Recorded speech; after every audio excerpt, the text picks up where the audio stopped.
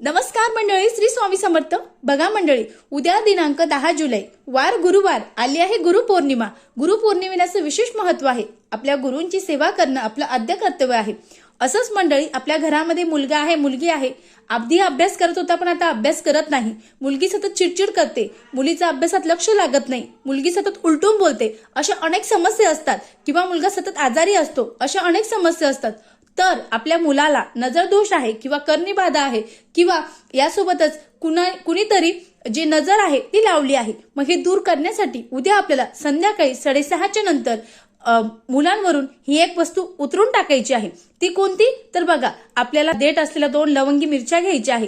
त्यासोबत आपल्याला खडे मीठ घ्यायचं आहे आणि थोडीशी पिवळी मोहरी घ्यायची आहे. दोन्ही साहित्य दोन्ही हातात घ्यायचं आहे.